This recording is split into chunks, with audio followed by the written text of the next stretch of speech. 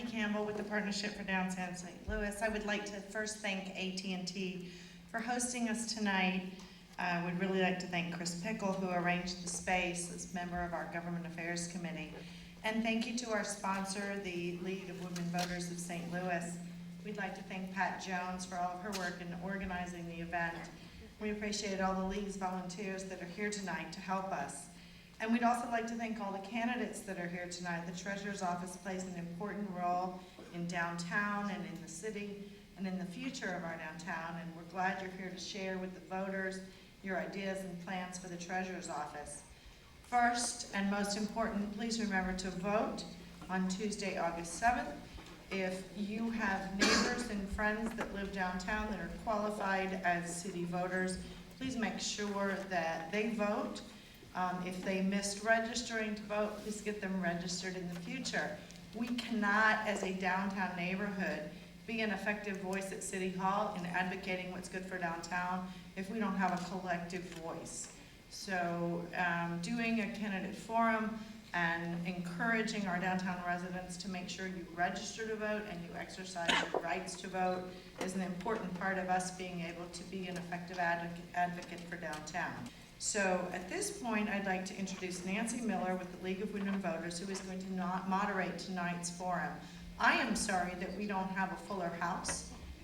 We thought this would be a great way to inform our downtown residents and our employees about the issues and about the opportunity at hand.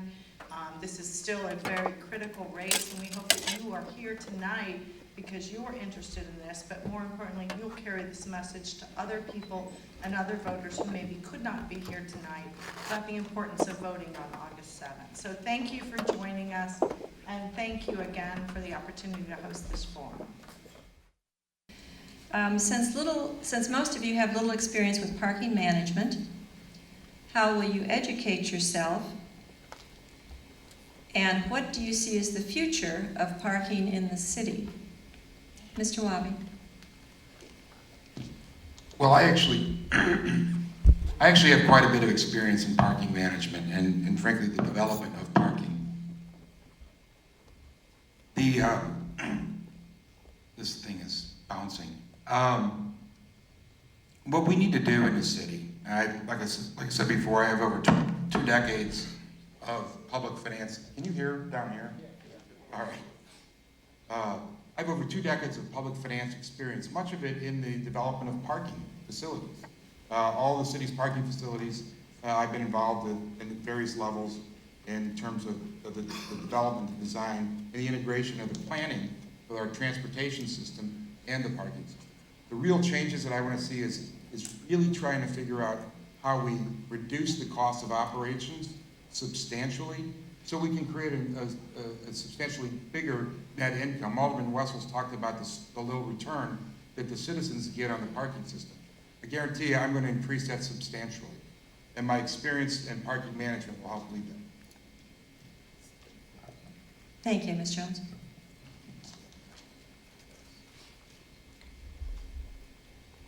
Parking is not rocket science. Can we get rid of, okay, parking is not rocket science. And I plan on holding town hall meetings around the city to gauge the interest of the voters and people who use it the most. But the other thing I'd like to do is survey residents. As a state rep, I had to survey all of my constituents every year. I'd send out a survey to ask them what was important to them, what wasn't important to them, and they would get back to me to let me know, what was important to them. And parking, in my opinion, is one of those things that needs public input before we start making opinions and making decisions in a vacuum. So I would get more public input from it. Thank you. Mr. Boyd? Well, first of all, a good leader is going to surround him or herself with people that know more than they know. When I become the treasurer, one of the first things I want to do is find the experts in the field and sit down and talk to them and help map out a strategy. I have a background in planning. Now I know if we put a plan together, we can succeed as it relates to parking. We need to be innovative with our technology by offering debit and credit card opportunities along with change. won't change the meters where you can't put coins in them, but add another option to it. We do a parking study across this city. Parking has to do with commerce.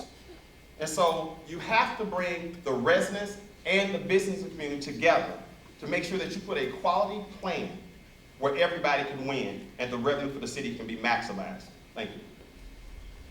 Thank you. Mr. DeVivo? Yes, actually I have the first parking lot in the city of, in the Wessels Loop Commercial District. And what we did when we put new sidewalks in, I made sure we got a parking lot entrance that was guaranteed to have two-way traffic. I'm also right down the street from the St. Louis City Parking Division's parking lot, which we're looking right now at ways to expand that area. See, we're going to build our entire commercial district off parking areas. We're not going to fall into that same trap of building on every single square foot. We're going to put surface parking everywhere we can put it until 5, 6 years down the road, we can actually start planning for a parking garage in our area. A mixed-use commercial, something like they got in New City, and I'm sure we have it here in the city too, but I'm just not as familiar. But yeah, parking is everything. Parking, transportation is everything. And to develop that plan, Alderman Boyd, I hope we can all get together on that because that is a great plan. Thank you. Mr. Wessels? Thank you. I've managed large organizations and small ones. I know how to negotiate contracts. I know how to cut costs. I know how to make things run more efficiently. That's really what we're talking about in city government and the parking division. That's number one. Number two, we got a lot of good people, talented people that are working down in the parking division. I know them. I've talked to them. I understand what they're saying. What they need is some leadership, and that's what's been lacking for a long time there, and that's what I'm offering to replace. Thank you. Thank you. The next question deals with parking downtown, specifically for residents of the downtown. Would you discuss your understanding of the need for their parking and any plan that you might have?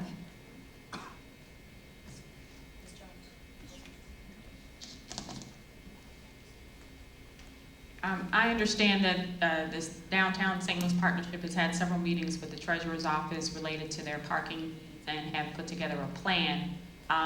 And I'm not saying that I would throw the baby out with the bathwater, but I think that we should revisit that plan, take a look at it and see if it meets the downtown residents' needs, and then make sure that we take the necessary steps to start implementing them as one by one.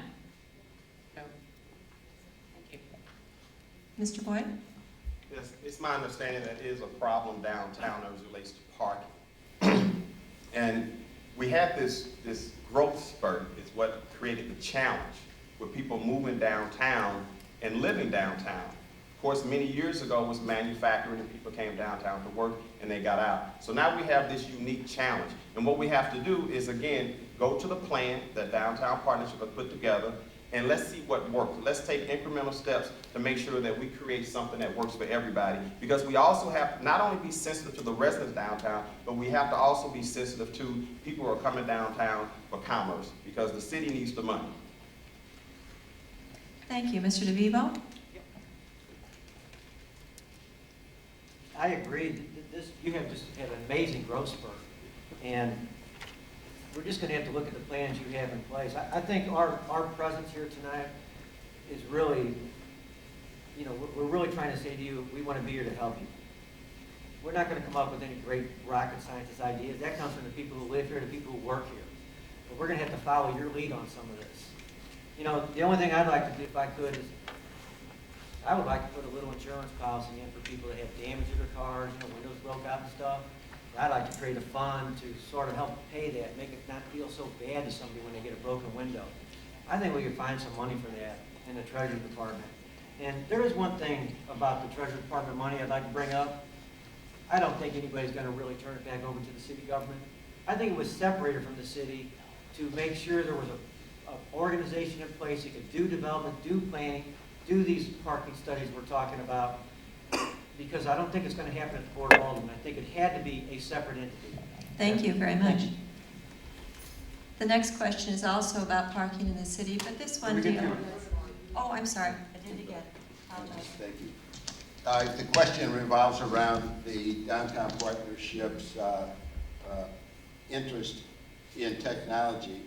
I'm you know, I'm all for it. I'm willing and enthusiastic about the pilot program that's been suggested by downtown St. Louis. I've talked to some parking people. I think we could get 2 vendors to compete in the downtown area on a pilot program. See, number 1, if it works, and number 2, which technology, which vendor has a better product. I think we could do that. I'm told we could do that free of charge by the vendors on a pilot program. Thank you. Thank you. Mr. Wahby?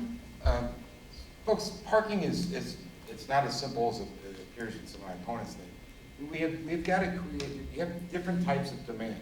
And the residential demand is something that occurs primarily in the evening, which complements the demand that we have in some of our parking facilities during the daytime, where we've got business, folks coming in to conduct business and go to work. So there's opportunities to share that same parking supply. What we have to do is manage that. We also have to make sure, though, that the parking supply, both the short-term on-street parking, the intermediate sort of lots and garages, and the long-term parking, all works as a system. It's integrated with our transit system and with bicycles. What we'll want to do is take this broad sort of cookie-cutter approach that we have to public planning and parking in St. Louis and refine it down to more level, so that the parking system that we're looking at the corner of, say, 7th and Olive isn't the same regulation that you see at 15th and Olive, because the demand profiles are different. Thank you. This question deals with outsourcing. Do you support outsourcing parking meters? And how much of the parking meter and management money, fund money, goes to outsourced services for parking? And starting this time is Mr. Boyd. Well, first of all, I'm against outsourcing. I think the government has a responsibility to provide service to its constituents. I believe that if you have an organization that is effective and efficient, then you can do a good job of providing quality service. That's period and bar none. I think it was a big mistake for the parking division to outsource collections. A lot of people lost their jobs. A lot of people gave their heart and soul to this city, and then it was just gone. As it relates to how much money the city is spending, I believe the contract was over $1 million some, but I don't know the intricate details of that. But at the end of the day, outsourcing is not the answer, because once we start doing that, then we'll start outsourcing other city departments.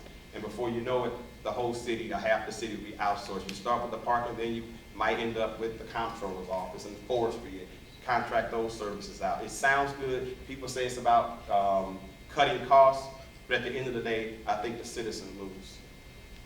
Thank you, Mr. Boyd. Mr. DeVivo? I think we have about 10,000 meters in the city from last I read. Anybody can correct me if they want. I'm not exactly for outsourcing jobs. I'm actually for job creation. I've been working on creating, you're gonna hate me for this, I'm trying to create 50 minimum wage jobs. I've been trying for 15 years. When it was $5.15 an hour, I got laughed at. Now it's $7.25 an hour. I still don't have my 50 jobs. And we have got to create a job base in St. Louis City that belongs to us. And it's a starting wage. You got to start somewhere, and you work your way up. But we have no job base right now in the city, and we have to change that. And if the treasurer's office can lead in that, that'd be a wonderful thing. And I'm sure they're outsourcing. There's some saving and retirement, different things like that you save in. But in the long run, you should be able to live and retire in St. Louis and invest your money wisely. I'd invest it back into St. Louis if I had a choice. And I think I got 10 seconds left, but I think I'm done. Thank you. Thank you. Mr. Wessels? Thank you. I don't think outsourcing or contracting in and of itself is inherently problematic. Let me give you an example of one that's worked for the city, and that is the golf course at Forest Park. You know, 30 years ago, that was poorly managed, and today, we've got a beautiful golf course. We've got it well managed. It's the second busiest golf course in the Midwest, and it's in great condition, although I will say I'm sure it's taken a big beating with this wet weather we've had this summer. So sometimes it works. On the other hand, the contract that is now enforced in the treasurer's office, is, number one, it's illegal, and two, it is bloated, and there's too much cost in it. It's $1.7 million. If I'm elected, I certainly am going to take a look at that and do everything I can to get a new contractor or hire the old people back, one of the two. As Fred said, outsourcing isn't inherently bad. What we have to do is try to create value for taxpayers. How do we take the resources that we have and the services that we're obligated to provide and do it in the most efficient and effective way? Now, I agree. This contract, and I think it's been kicked around in a lot of these forums, that the collection of the parking meters has been outsourced. I can tell you, that contract scares me. I don't like it. That'll be one of the very first things we do, is to look at the language of that contract and evaluate the performance of the contractor, but then look for a way to unwind it. It doesn't appear to me that the city's getting any real value. And that ultimately has to be the lens with which we look at all decisions. How do we deliver value back to you, the citizens? Ultimately, how do we maximize the revenue in that department and get it over to the city's general fund to fund important vital city services like more police and not less on our streets? Well, I will agree again with some of my opponents here. Outsourcing just for the sake of outsourcing is a bad thing, but outsourcing necessarily isn't. But this current parking contract that people talk about is not illegal. 15 companies bid on the current parking contract. It's $1.7 million out of a $14 million budget, so it's a little over 10% of the current treasurer's budget. And the promises that you hear about increasing the parking revenue to put more money in the city's general fund is a violation of the Hancock Amendment. You cannot do it. The money's not there, and the parking revenue is currently pledged to the bonds, outstanding bonds, which is about $68 million that the current treasurer's office currently has on the garages. Thank you. The next question moves outside of parking to citywide structure. How can this citywide office lead in the restructuring of the Board of Aldermen now that the aldermen realize a change must happen? And along with that, how is the role of treasurer going to change as the city government reforms? Big question. Should we break it into two? Let's break it into two. First off, how can this citywide office lead in the restructuring of the Board of Aldermen? And that goes to Mr. DeVivo. Oh, wow, okay. Let's see, city treasurer's office. This is the most independent office in the city. And if we really didn't have a board of aldermen and a mayor, the city treasurer could do all the development in the city needed to do.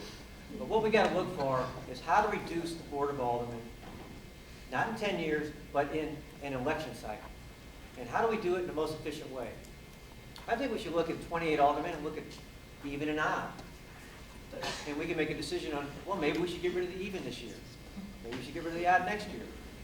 What I'm saying is, we can reduce the Board of Aldermen with a petition process. The 21,000 signatures could take care of this situation. There would be 2 years where the aldermen would be in power with 28 members, and they could make any changes they needed, and then at the next election cycle, we'd go down to 14 aldermen. We'd save the city $1 million a year, and we would cut down on bureaucracy. And I think that one of the most important things the treasurer could lead with is taking dramatic courtesy a step further. Thank you. Mr. Wessels. Well, if you're going to decide whether to take even or odd, get rid of the even or the odd alderman, I would get rid of the even alderman first. I'm alderman in the 13th ward. So I just want to make that clear. Treasurer has no authority, can't do anything to restructure the Board of Aldermen.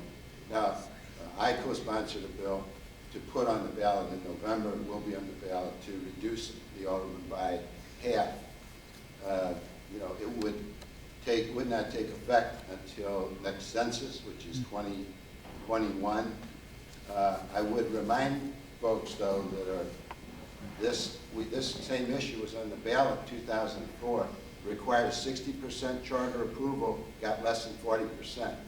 So it's got a big hill to climb to reduce the number of board of aldermen. Thank you. Mr. Wahby? Folks, it's time. It's time for some real change in our city. I strongly support the effort to reform and downsize the Board of Aldermen. But I will tell you, I think they start way short of where we need to be. Putting this thing off for 10 years is just another 10 years. Our city charter is 98 years old. The world has changed since Woodrow Wilson was president. And it's time for our city government to change. Now, I strongly support this move with the Board of Aldermen, but I don't think it's fast enough, and I don't think it changes the ultimate problem with our board. This aldermanic courtesy, where aldermen are basically in charge of their wards, it works against the ability of our city as a whole to allocate resources and to do broad planning. And that's hampered us not just in the city, but I think it's hampered us in the region. Now, I will vote yes, and I'll encourage people to vote yes in November to eliminate, to downsize the Board of Aldermen. I think we should do more of it, and I think it ought to be done faster. Ms. Jones? The treasurer's office is an independent office, just as was stated earlier. It's controlled by state law, so I don't think that that office has anything to do with how we restructure city government. That happens from you. That happens from you voting on measures that's put before you on the ballot to change the number of Board of Aldermen, to change the city charter. And we've tried to do that before, and that was met with a resounding no with propositions A, B, C, and D. So maybe we revisit it again, and maybe it'll have a different vote. Thank you. Mr. Boyd? I don't see how the treasurer's office relates to reducing the Board of Aldermen. I did vote to put it on the ballot to be reduced to 14. However, I'm not totally sold on that being a good idea. I'm reminded of when we did term limits.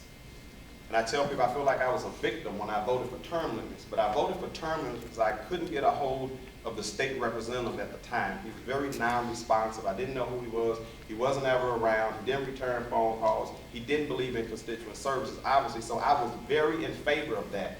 That has been a disaster for the state of Missouri, an absolute disaster. If you like your alderman, you're going to vote no. If you don't like your alderman, you're going to vote yes for reduction. I think it's an uphill battle, and I'm kind of concerned as far as diversity of how that will work out for the city and how we would truly benefit. Thank you. Most of you answered the second part of that question within that answer, so we're going to move on to another question, all right? This one also deals with the role of the treasurer. Since the treasurer has taken a developer role in many projects, how do you see the role of the treasurer as developer? Mr. Wessels, back to you. I didn't hear the last one. As what? As developer? As developer. No, frankly, I don't see the role of treasurer as a developer. I see the role of treasurer primarily as a city banker. That's really what the city charter requires. That's a city has responsibility in the city charter is to safeguard the funds and invest the funds that the city has. Now, over a period of time, the parking division was added, and the treasurer kind of got into the development business. I think that's an appendage. It ought to change. I think we ought to. First of all, I want to fix that office, get it running properly, and then see what component of the city government really might use it, and it might be placed in there permanently, and get back to the city treasurer as strictly the city banker. Mr. Wahby? Look, the treasurer and the parking division are a development tool that the city has. What you need to do is put it in the hands of somebody who knows how to use that tool. I will use the office of the treasurer to help stimulate growth here in our city, to help provide that important public infrastructure, public parking that we need. We have done it in the past. One of the first projects I worked on was the Keel Center project over right here in downtown. The city stepped up and made the investment to build the public parking that was needed to support that development. 15 years later, or 20 years later, the Blues still haven't won a Stanley Cup. But that venue generates millions and millions of dollars a year in sales tax and earnings tax and in entertainment tax. Providing public parking is a way to help spur development. It's a way to help spur commerce. That's what we need to be doing in St. Louis. And yes, I would use the office to continue the growth of our city, to help drive development and to drive commerce. Thank you. I see the role of the treasurer as chief banker, chief investor, and chief financial consumer advocate for our citizens. I personally think that that tool as a developer in the wrong hands is dangerous because the treasurer's office currently has over $68 million in debt for a bunch of garages that aren't even full half the time. So we need to make sure that if we continue that role in the treasurer's office, that it's done with feasibility studies and making sure that the money spent on those projects, that the money is there to support those projects. So again, I see the role as the chief banker, investor, and chief financial advocate for the citizens of St. Louis. I see it as a great opportunity for the city with the treasurer's office having that development tool. As Brian said, that project, the Keel Auditorium, probably would have never been recapped had it not been for the city stepping in and taking on about $10+ million of debt on that project. It's not losing money to this day. It was a good investment at the end of the day. But what I would like to do in the treasurer's office as it relates to finance, I have 20 years of experience in community development. I've taught for 2 years Harris Stowe community development fiscal budgeting. I would like to invest some of the city funds into a community development bank so that we can put more money back in those neighborhoods and circulate local dollars to help stimulate development in our neighborhoods. Specifically for the neighborhoods that I represent, we haven't had enough change.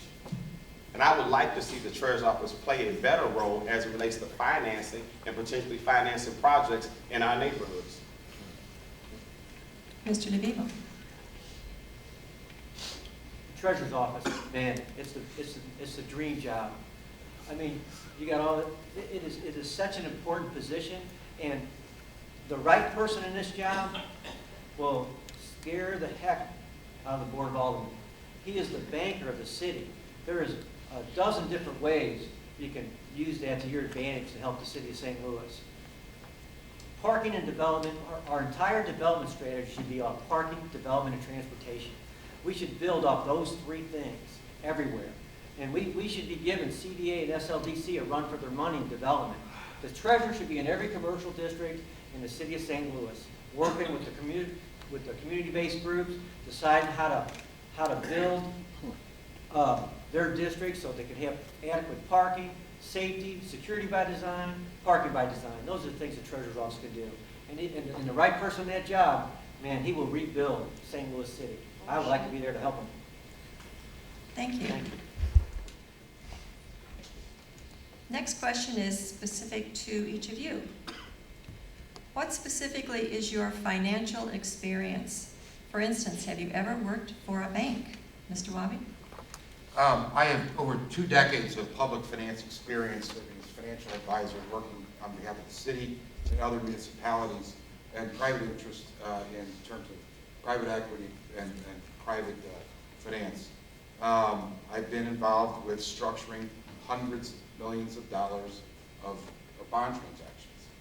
I was at the very beginning involved in the financing of the city's Keel Center project and then the ultimate rest of that portfolio of parking garages. So I have years of experience and intimate knowledge of that organization, and I have intimate knowledge of the capacity of that organization to do good things for our city. To not just build parking garages, but also to generate real revenue that we can get back to the city's general fund and that we can help use to help fund police officers and other public services that we need that become vital to our city. So yeah, I've got a lot of experience and I want to put it all to work for you. Ms. Jones? I have a degree in finance and have worked for several banks over my career. My most recent position was Vice President of Public Finance for Blaylock Robert Vann, which is a minority-owned investment banking firm headquartered out of San Francisco. I started my career after college also working for Grigsby Branford, which is another investment banking firm in the asset management department. And over my career, I have over 15 years experience in banking, policy making, human resources, and healthcare. And in my opinion, that gives me the necessary qualifications to run the treasurer's office. Thank you. Mr. Boyd? Well, first of all, I'd like to say that the treasurer doesn't have to have a degree in finances. Currently, the treasurer's office contracts with an investment banking firm that provides all the advice for financial transactions. That's first and foremost. Second of all, I have 20 years of development experience, starting with my first project that I put together a financial package for. I've been executive director of 2 nonprofit housing corporations where we put financial packages together to do development. So I understand finances. I have a master's degree in business administration. Through that process, I've learned how to do detailed research and analyze financial data. Thank you. Mr. DeVivo? Yeah, it's great, it's great. I know there are cities that are going bankrupt because they got involved in the derivative market and spent way too much and went over their head. And what I know is each of our contracts that we have now, we have to look over and see where our money's at and really look it over. I'm currently a real estate broker, much like the current treasurer is. And I can actually write notes and create money out of thin air. And I can owner finance and, read different negotiable instruments. And I would take advantage of all the professionals that are out there already in the treasurer's office and the ones we have contracts with. But in the bottom line, you have got to look at it yourself, make a decision. If there's a contract that doesn't look right or a note that doesn't look right, you got to say something to the city. The fiscal health of our city is very important, and we need to keep our city money in St. Louis. Thank you. Mr. Wessels? Thank you. Over my career, I've managed both people and money. Most recently with the Peregrine Society, I've been able to increase our endowment from $1 million to over $5 million. And I've done it through prudent spending and sound investment. Go back a little bit on this, on the idea of the treasure, the development, and parking garages. The idea that nobody was going to build the Keel parking garage when they were building a 20,000 seat arena is laughable. I'll tell you why the city built it. Because the developers knew it was a bad deal. The developers didn't want to pay the money. The rich guys that did the Keel building did not want to do the parking garage, so they got Larry Williams and the city to take up the slack. That's why the Keel parking garage is with the city. Thank you. The next question also deals with the job of treasurer. There have been several questions about just the existence of the treasurer's position as a separate office. I think this question probably pulls it all together. What do you see as the most crucial functions of the treasurer, and what do you feel is missing from the office's current structure? Ms. Jones? I see the treasurer's most crucial function as the city's chief banker and investor. And the one thing that I think that is missing from that office that our city desperately needs is a consumer financial advocate, someone to put pressure on the banks to offer more services to our communities, to offer more financial empowerment resources, because 1/3 of the minority population in St. Louis is unbanked or underbanked, which means they don't have a checking account, they don't have a savings account, they don't access banks and credit unions, and that makes it difficult for them to access financial services. They pay over 400% to access financial services that we get for free. Mr. Boyd? Certainly the most important role is the fiscal responsibility and financial management of city funds, first and foremost. However, parking happens to be part of that, and it's a problem that needs to be fixed under new leadership and new management. I think the whole idea about the parking being a real big issue is the fact that it's been dysfunctional for so many years. But now is the time to create the real change that's necessary in the treasurer's office so that we can fix that problem and we can generate more money to the general revenue fund if we're more effective and efficient. Now, the treasurer's office is not in the advocacy business, and government has never done a great job when it comes to advocacy. That's why we do grants to organizations like Beyond Housing and Justin Peterson Housing, who provide those services to our community. The problem is the unbanked individuals are not coming because they're busy with the day of trying to find financial resources to pay bills. There's a unbanked task force that's going on right now, and they're struggling to get participation. Thank you. Mr. DeVivo? I'm glad I have this minute to bring that up. And those are the minimum wage jobs I'm trying to provide. 50 is my goal, but what we need is 1,000 minimum wage jobs. Just about the number of members we have in the workhouse. We don't have a job base for people that are unskilled, and we really need to create one. But the most important thing for the city treasurer, doing a checkbook is fine. It's really not hard. I got about 6 of them myself. The St. Louis city treasurer's got 50. But look, the city treasurer needs to be an advocate for the city of St. Louis. He needs to be the one that invites people in and says, hey, come on in, let me show you the town, let me show you where to live, let me show you where the action is. Let me show you where the casino's at. Our treasurer needs to be involved in the day-to-day life of our city, and he needs to have a voice. And if the city government's not running right, he needs to be able to say something to them. And if you're handling 50 checkbooks for St. Louis city government, you got a voice. Thank you. Thank you. The next question will begin with Mr. Oh, I did it again. I apologize. That's right. I'm having a little trouble. The answers, with all due respect, are kind of all over. What's the question again? What do you see as the most crucial functions of treasurer's position, department, and what do you feel is missing from the office's current structure? Okay.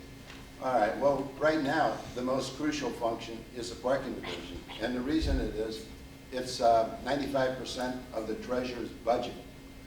The treasurer's budget, parking division and the treasury division, total about $15 million. Only $743,000 of that is in the treasurer's office. The rest is the parking division. So when anybody says ignore the parking division, the treasurer's office is the only, treasurer's division is the only thing that counts, they're really not looking at the full picture. I agree, one of the big things that I would do is try to leverage the funds that go to the city banks to help underserved areas of the city get some additional services. Thank you. Mr. Wahby? Look, there are lots of critical functions. Obviously, the parking division is a very vital function in driving commerce and development in our city. We can, as Fred said, utilize our city's deposits to leverage our relationships with the banks to improve loans to distressed parts of our community or places where we want to create additional jobs. But I really think the question is that when I heard it first, it was what's the function, what's important. I think we need to be talking about the function of every piece of our government. I think it's really time to have a conversation about whether or not these offices should be elected or appointed. I mean, it's time to streamline the government, have a conversation. Like I said before, our structure of government was adopted when Woodrow Wilson was the president before women could vote. The world has changed. And whether we elect treasurers and whether they have control of the parking division, right now we're electing one, they're going to have control of the parking division. But as we go forward, folks, it's time for us to create a government structure that's efficient and effective. Thank you, Mr. Wahby. The next question, Mr. Boyd, you begin. How does the treasurer interact with the comptroller? And how will you strengthen that relationship? Well, currently it's my understanding that the comptroller issues warrants to the treasurer. It basically says we did all the check and balances of this bill and it needs to be paid, and the treasurer's office writes the check. They have a good working relationship, is my understanding. There's a individual from the comptroller's office that actually works inside the treasurer's office so they can do the checks and balances as they move forward on their daily transactions. Thank you, Mr. DeVivo. Well, I appreciate that. Now he's under treasurer and the comptroller. I think the relationship with the comptroller needs to be strengthened.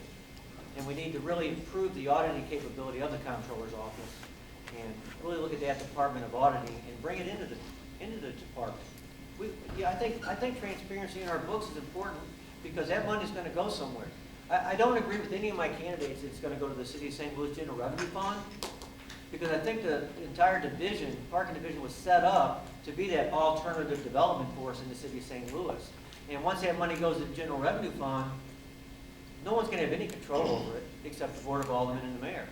So I believe that most of the money is going to stay in our department, our treasurer's office, and I believe that the comptroller is going to have a big hand in auditing that on a more transparent basis. That's what I would push for. Thank you. Thank you, Mr. DeVivo. Mr. Wessels? Thank you. The relationship between the comptroller and treasurer really is a pretty simple administrative one. As far as I know, they get along fine. To Mr. DeVito's point, the comptroller has a strong internal auditing department. It's part of city government. It functions well. There's no reason to duplicate it. Thank you. I think the relationship between the comptroller and treasurer, Alderman Boyd laid it out pretty nicely. I think there's an opportunity, though, however, to take that relationship and actually get further into the management of city government. Too often, when the budget passes, the alderman just passed the budget earlier this month or late last month to start this new fiscal year. And so the folks in city government got an appropriation. Well, from their vantage point, an appropriation, I've got the money, let's go spend it. What the cash management function of the city needs to be is to work with the management, the line management and the directors of city government to make sure that we're buying the things that they need when they need them. So we're able to hold that cash in reserve, have it invested over a longer period of time.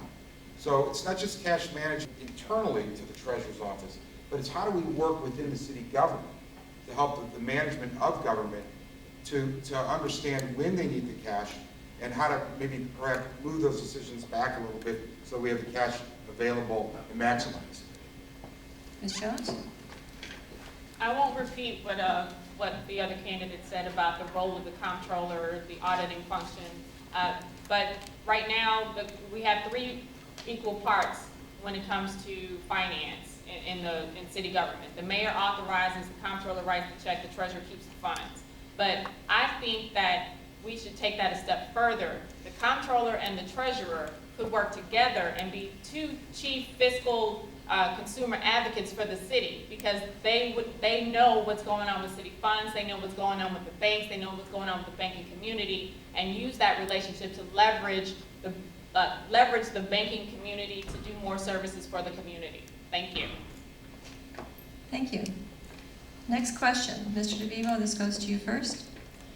As treasurer, would you consider other sources of income for the city, such as selling city-owned parking lots?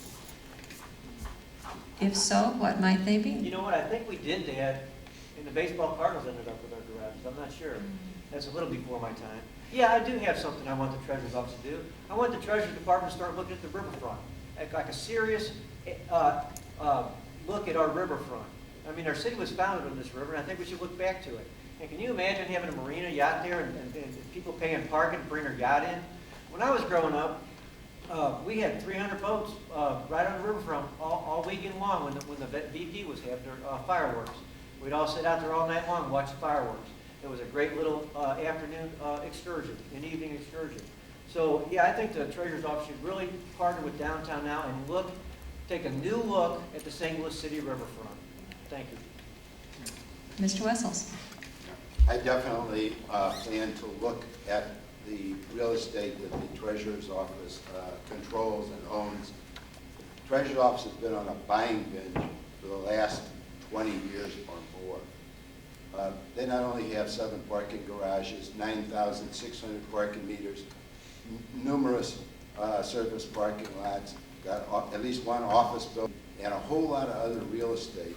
I asked for it through the Freedom of Information Act, the State Freedom of Information Act, asked for this about 2 months ago. There's a whole lot of real estate just sitting out there that the treasurer's office has purchased in the past 20 years.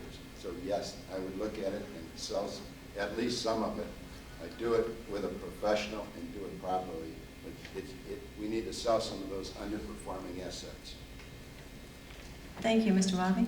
Well, clearly, we should look at the balance sheet of the organization and see if there's assets that are better held by someone else. And if we can maximize the return to the taxpayers by moving things off the city's balance sheet, or the parking division's balance sheet, we should. I think the question was really about other revenue streams. One of the good things about the way the parking division is structured is it's very entrepreneurial. And so there are opportunities for it to stay within its charter and its course, but do things better and do things in a way that could bring additional revenues to the city. And so, yeah, I think there are ways to do that, utilizing parking. I mean, we're all talking about increasing the availability of credit cards and debit cards. Obviously, that's a new form of revenue that will be coming back into the parking division. That should increase revenue as well. But there are other ways, and I think there's opportunities for all of us to talk about, should we do advertising on the facilities? I know some cities do that. So there are ways to maximize revenue, to bring other streams of revenue in. And I would certainly be looking at all those and trying to maximize revenue so we can maximize the return to the general fund. Thank you, Ms. Jones. At this juncture where we are looking at turning over an office that's been held by one person for over 30 years, then obviously everything is on the table. And every parking meter, every garage, every piece of money that comes in and out of that office has to be carefully looked at and making sure that we are getting the best bang for our buck in the city. So whether that be selling off garages, whether that be more outsourcing, less outsourcing, everything's on the table, because every one of the people sitting in front of you right now is going to tell you that they're going to do something different and something great and something grandiose. But really, everything's on the table. Not only do we have to look at the real estate, we also have to look at the assets of our employees. I'm currently working with change management experts, people who have expertise in lean efficiency strategies. Having a background in development, understanding the benefits of process, my first 90 days, I'm going into the treasurer's office and I'm analyzing everything. What's most important to me, first and foremost, are the current employees. Are they in the right position that they're supposed to be in? Are we maximizing the gifts that they have to offer the city of St. Louis? That's very important. Oftentimes we feel that we have employees that are doing a job and have no idea why they do it. They just do it because they're supposed to. But maybe they could be better if they're doing something else. I want to streamline the treasurer's office, again, making sure it's effective and efficient. And I'm going to start with the employees. But then we'll look at all the assets, and we do a comprehensive plan to strengthen the treasurer's office overall. Thank you. Audience, you've asked fine questions tonight. This is the last question. The time has flown by. After this question, we will have the summary statements of the candidates. And this question goes to Mr. Wessels first. To gauge you as a candidate, what do you feel is your greatest accomplishment that says you mean business? That says I mean business? Okay. 1998, there was a state audit done by Margaret Kelly, a Republican state auditor. It, really blasted the treasurer's office and parking division. That's when I became a public critic, when I learned what was going on. And I've been a critic of this office ever since. And I've passed 2 bills to try to clean up some of the mess in that office. And eventually I decided the only way we're going to clean it up is if we get a new treasurer and we get a new, we get some change, some structural change in that office. So I think if anybody has been a critic and one for change in the office, it's been me for over 20 years. I heard the parking division referred to as the... Thank you, Mr. Wahby. I mean business. I've got an MBA from Washington University. I've been in I've done business here in the city for my entire life, worked for the city. You know, last year, I led the effort to bring the Democratic National Convention to St. Louis. We came up short.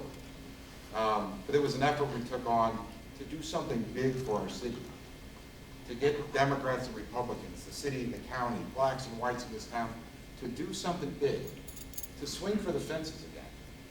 And what I've done over my career, both professionally and in terms of my volunteer life, has been a good start to move things forward. This morning I'm the chairman of the Mardi Gras Foundation, and this morning we announced our grants. We put $10,000 into Lucas Park from the Mardi Gras celebration, investing in downtown. So, you know, I mean business. Look at my record. I've given a lot to this community. I want to give more. I want to be your next city treasurer, and I appreciate your consideration. Thank you. Ms. Jones? The greatest thing that I've discovered through this journey is, number one, the parking revenue cannot be directly transferred to the city general fund because it's a violation of the Hancock Amendment of the Missouri Constitution, Article 10, Section 22.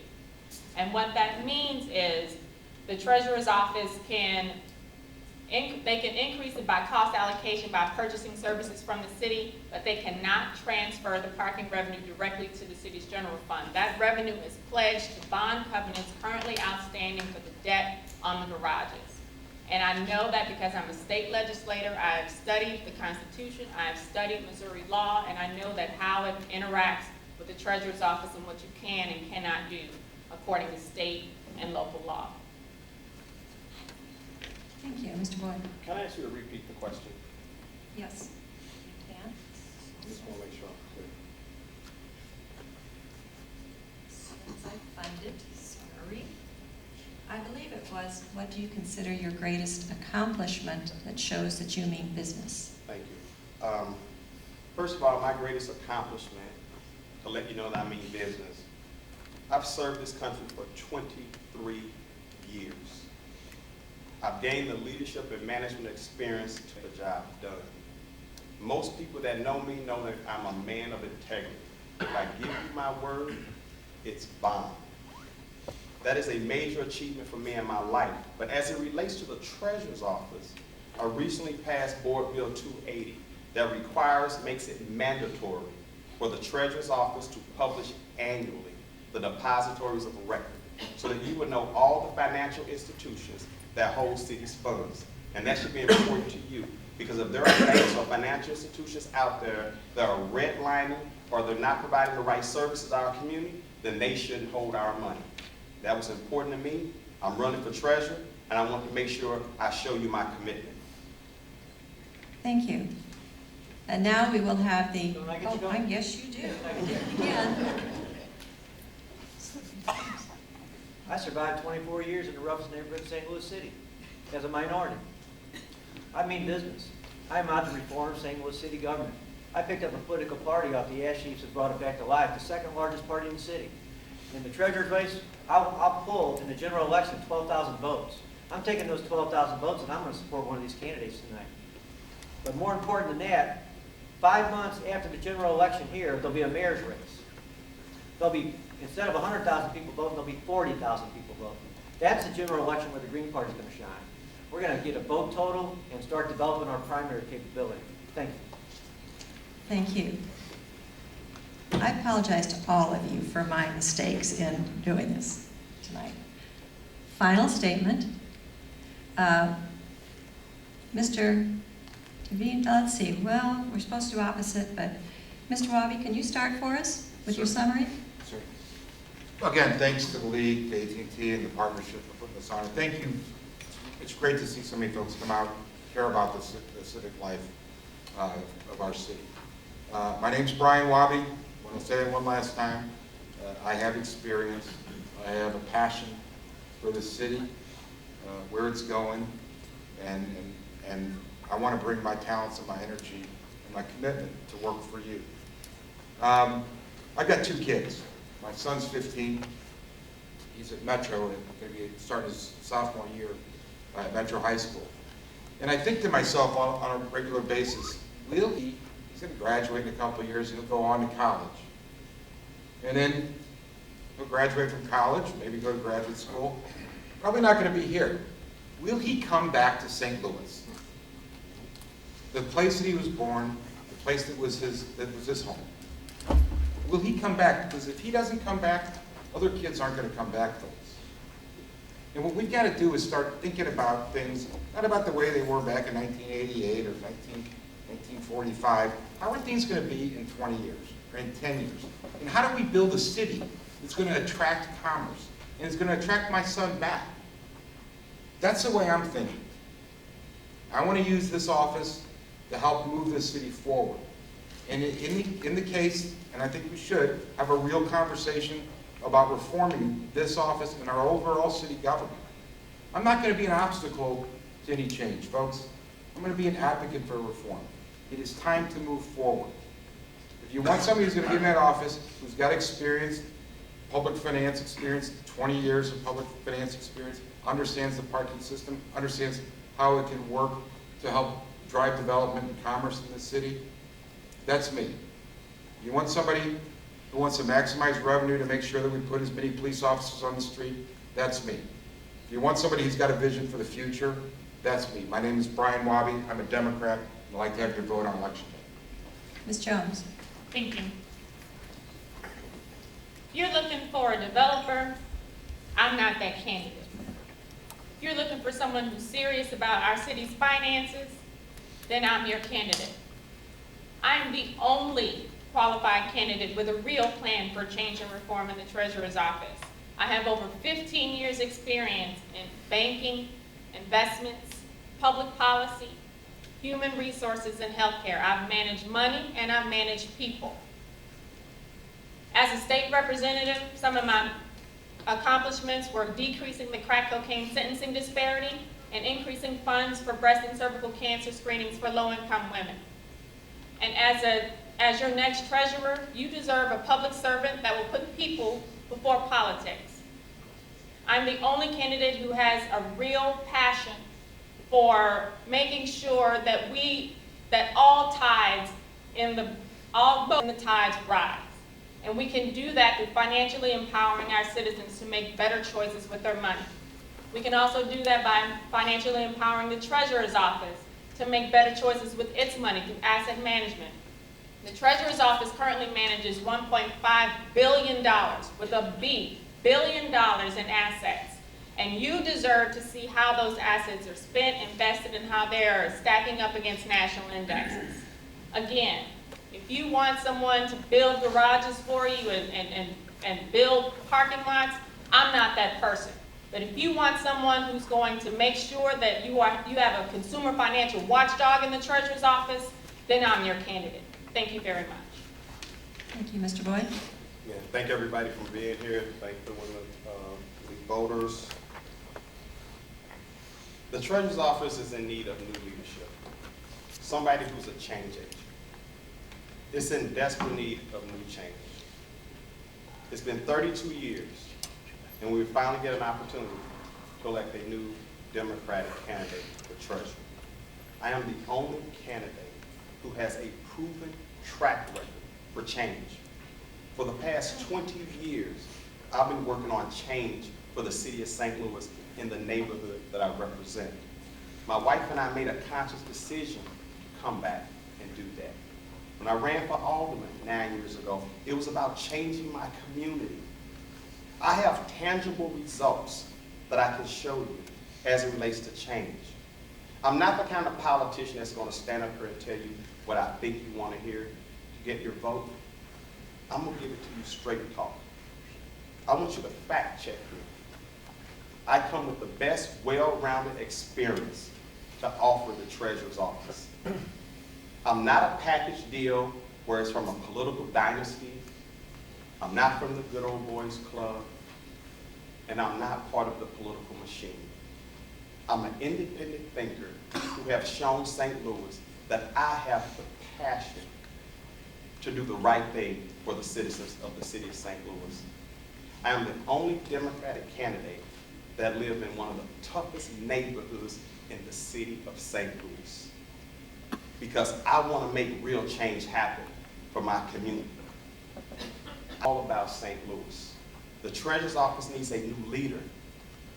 I have proven to you with 23 years of leadership experience in the military, I can get the job done.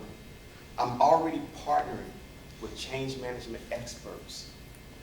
Changing the whole structure of the treasurer's office is about having the right people in the right place. Thank you, I'm a Mr. change Jones. agent. Thank you. Mr. DeVivo. I became a permanent resident in the city of St. Louis during the flood of 1993 when I lost my house. I heard the water coming over the road, put my duffel bag in my truck and drove on into Hodemont Margaret King, a couple blocks away from Mr. Boyd here. Been there ever since, moved over to Forest Park Southeast for a while, had a nice son, I got a nice 17-year-old boy. Everything I have and own is in the city, and I owe the city a big debt. And what I'm going to do tonight is I don't know if I'm going to beat my stalking horse. I'm up against a well-organized activist community. But I'm going to support Brian Wahby for St. Louis City Treasurer. He is a man who really can lead us through this difficult transition. He's got the ideas on green technology. He's got the ideas on what we need in our parking lot. He can bring us through this. But I also think I can develop a partnership with him. That what I'm trying to do down in my district, I think we can emulate in other districts. And even though I missed the question on the property the parking division owns, I'm a real estate broker, and we got 6,000 buildings the city's land banking right now, 11,000 lots. We can create a local economy if we start looking at that. And I'm going to ask Mr. Wessels and Mr. Boyd to think about the Board of Aldermen as, instead of individual little areas, I want them to start thinking regional about the whole city as a whole. And I'm going to ask each of them to help me in my neighborhood. And I'm going to ask Tishaura Jones to help me at the state level. We got a question in at the 84th district, if I hope I'm right, 84th district, about LRA property. Were you happy with the condition of LRA property? And neither candidate was. We need to build on that. Our state reps need to help us with the Land Realization Authority. That is a state-sponsored group. There are 5 state-sponsored groups that were given existence by the legislature. You know, SLDC and CDA were created by the Board of Aldermen. Port Authority, I can't name them all, forget it. But SLDC and Thank CDA you, were created by the Board Mr. of Aldermen. DeVivo. Thank you. Mr. West. Thank you. First, let me say, the idea that the Hancock Amendment prohibits moving money from the parking division to the general fund is completely erroneous. Hancock Amendment, of course, has to do with the prohibition of raising taxes or fees without a vote of the people. That's it. We've been sending money, not enough money, but money's been going to the general fund for years. Let me say this. Here's a Post-Dispatch editorial, July 16th. Because of his deep knowledge of the office's problems and his 25-year crusade to reform it, we endorse Fred Wessels. Wessels is the easy choice. He's been a hospital administrator and a nonprofit executive, so he has the needed management skills. He knows where the bodies and the cash are buried. I agree with Post-Dispatch. Thank you, Mr. Wessels. I want to thank our candidates for being here tonight to share their views with us. I want to thank each one of you for coming tonight also. You have excellent candidates now to choose from. I also invite you to attend one or both of the forums this Saturday for the 1st U.S. Congressional District at 3 o'clock and the 5th District State Senate at 5 o'clock to be held at the heart of St. Louis Adult Daycare Center, 2200 Washington. These forums are co-sponsored by the Metro St. Louis Coalition for Inclusion and Equity and the League. There's a brochure on the back table outside which outlines the mission of the League of Women Voters. All of the League members here tonight are volunteers. The League is a nonprofit organization.